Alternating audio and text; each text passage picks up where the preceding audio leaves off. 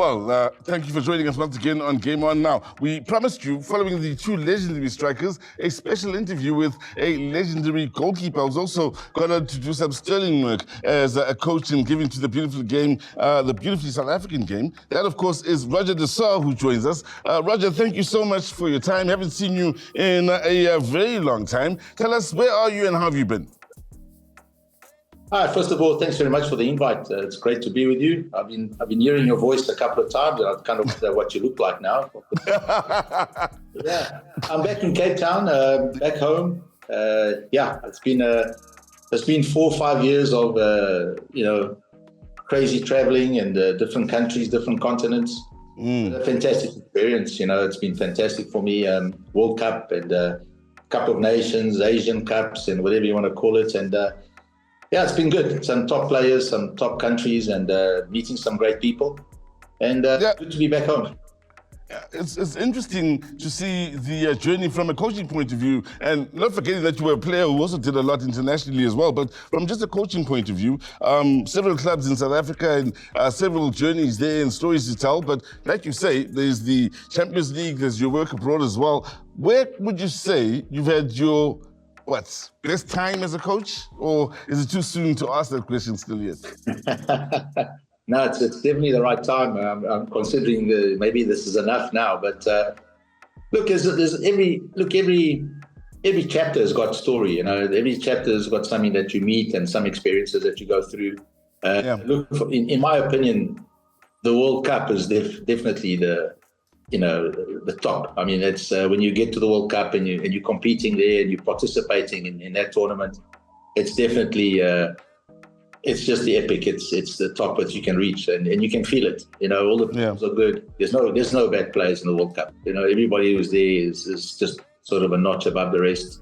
The organization, the way it's run, and everything else. So for me, the World Cup's been a fantastic experience. But then again, obviously, there's being an African. You kind of go to the African Cup of Nations, and it's like in Cameroon or whatever country you go to, and it's wow, something totally different. Then you can see the total diversity of top to bottom, when you get to those competitions as well. And but everywhere you go, it's been great. I mean, I worked in Iran, with the national team of Iran, and that was a good experience too. Egypt is something else. I mean, the vibe in Egypt is unbelievable. You've got to be there to believe it, to understand it, and you got to work there day in, day out. And when you work for the national team of Egypt, you actually realize what it's like to work for a proper national team. You can see everyone supports the national team. A little bit like the Springboks at the moment, I would say. It's like, it's sort of it's unbelievable. It's a great feeling, and Egypt for me was great. It was a great experience. I love the people, and of course Qatar was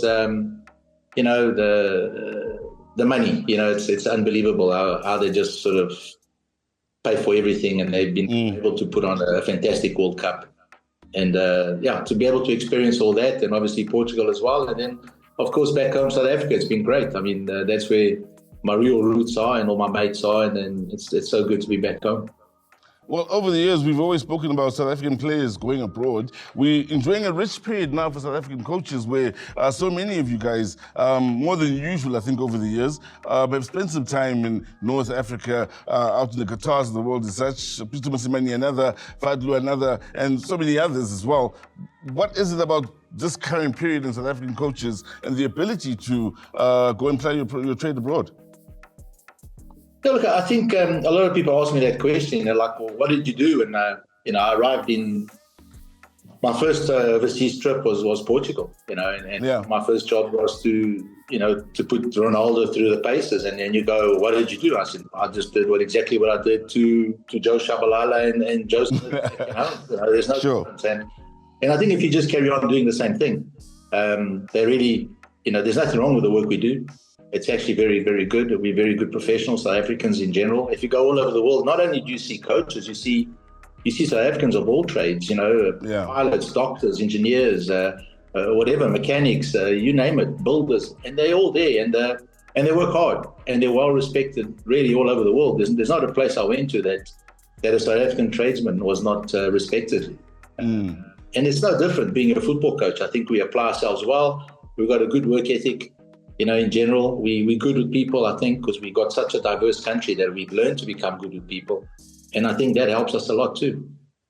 Now, I have to ask you from an African point of view, having gone through all the different stages, of course, from league football here in South Africa to Champions Leagues or CAF competitions, AFCONs, World Cups, how far are we from competing now from an African point of view with the best in the world?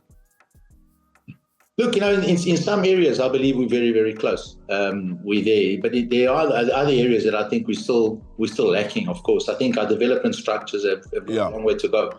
We all know that. We keep saying that, but we don't really do too much about it. And I think we've got a fantastic example of our rugby, and we should just emulate the rugby structures of the schools, the top schools, how they manage these young kids who go to top high schools. They get really looked after. They come out of school, 1 meter 90, 120 kilos with a fantastic education, with about 5 or 6 contract options to go to. And I think that's what rugby's done really, really well.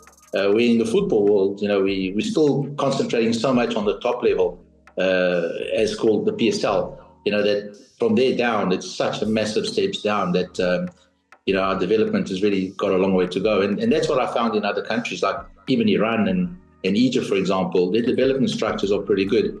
And that's why they keep producing, a very good national team and top players to go play abroad in Europe, And I have to then ask you, sorry to jump in there, but I have to ask you of the initiative we've seen from CAF and the CAF president, Patrice Motsepe, over the last 2-3 years, where he's implemented CAF schools because in trying to aid in development. And basically what he said is he's taking the rugby formula in South Africa, where schools plays a big part in it, and applying it to school competitions all across the continent, where the South gets their best winners, the North and so on, and then they all play in one big tournament at the end of the tournament, so to speak. What do you think of that initiative from CAF to try and improve in the development side that you speak of?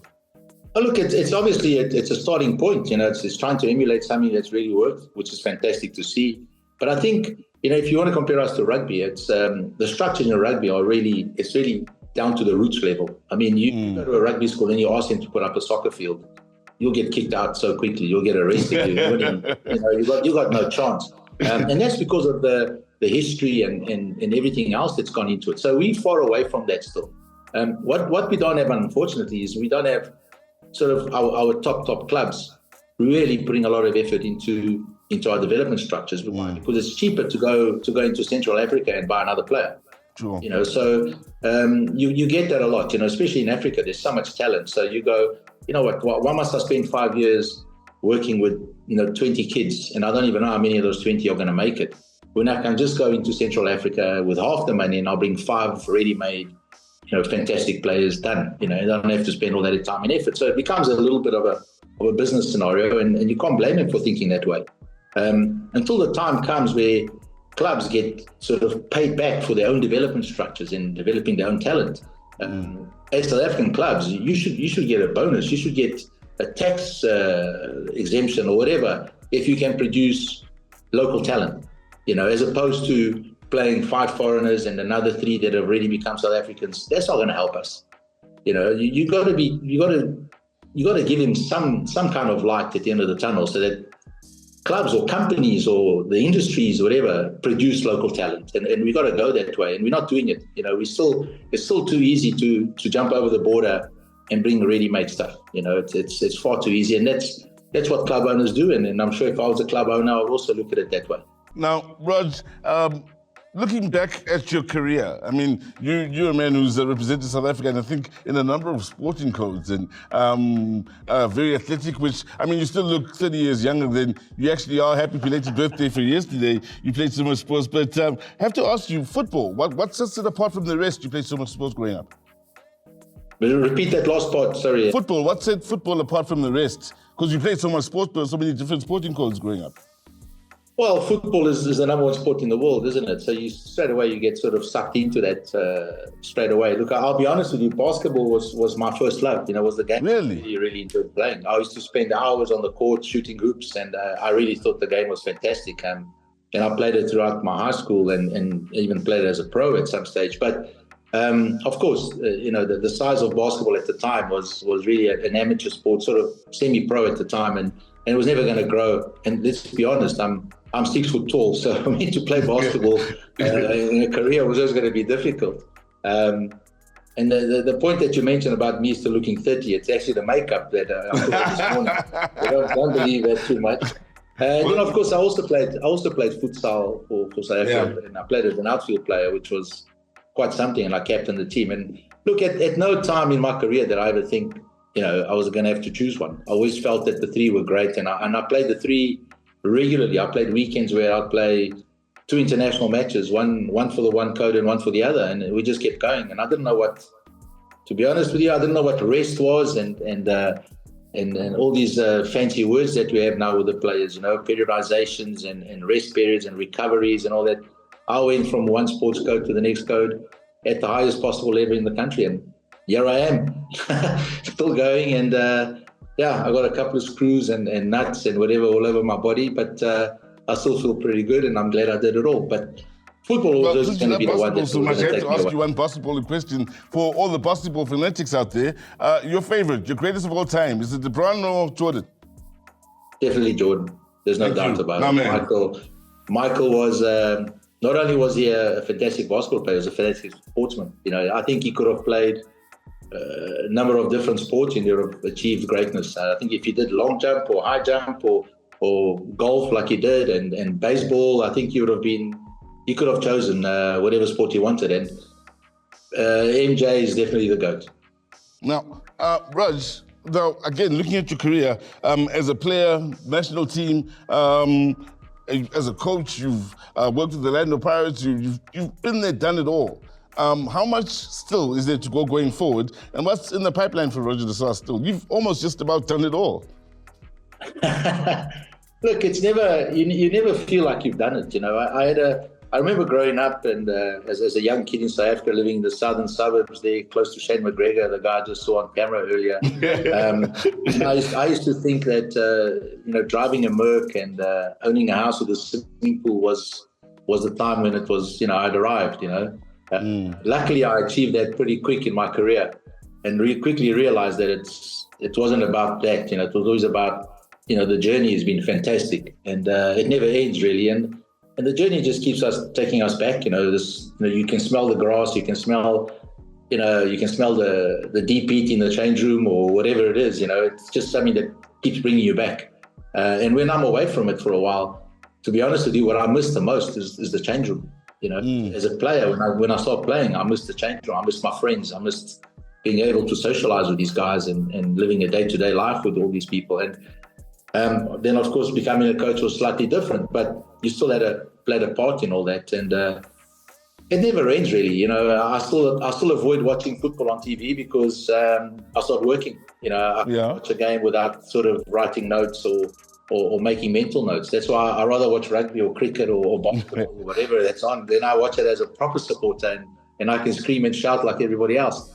So the game is just in you. You never really stop. And if I'm going to coach an under-12 local school team, I'll do it.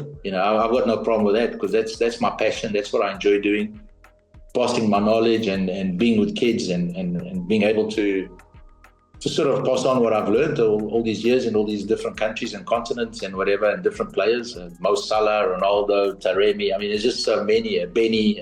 There's just so many top players that I've been very fortunate to have touched, and so it's been great. It's been a fantastic journey, but I think the most important thing hasn't been the destination or the view.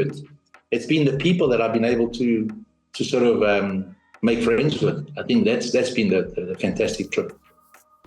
One of my favorite memories, I must tell you, in my career is one week out in Cairo, where I was following you and Orlando Pirates in Cairo ahead of the Champions League final. I'd come up to your hotel late at night and wasn't the best conditions ahead of the final, but you guys handled it so well, you and Eric and the rest of the team.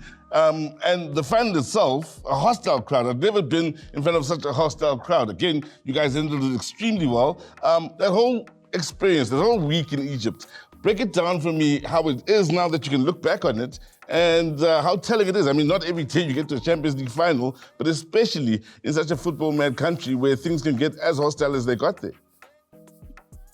Yeah, it was quite funny that I think the biggest problem we had with that final was that we had beaten Al Ahly 3-0 in a group away in Cairo, and I think that kind of maybe that spoiled it a little bit for us. I think it made them very alert and very much prepared to beat us, and they brought out, as you saw it, you were there. They brought out every trick in the book to dismantle us. And I think at the end of the day, they were probably the better team, player for player. I mean, they had a fantastic team, experience and everything else. And I think we put out a very young team, if you remember correctly. We didn't have Munif Joseph, we didn't have Benny at the time. There's a couple of players missing. So we had a pretty much sort of a team that was run about in the early 20s. And they were very good. I mean, the guys were fantastic. I mean, to put up that performance against a giant of the game at the time, they were really untouchable at the time, and to come out and still with our heads held up high was fantastic for me. That alone was a win. I think the fact that we didn't win it, that would just have been the cherry on the top. But that experience was great. And going back to working with Egypt, when Carlos Queiroz invited me to join him with the Egyptian national team, and I arrived in Cairo, and there was a massive reception at the airport.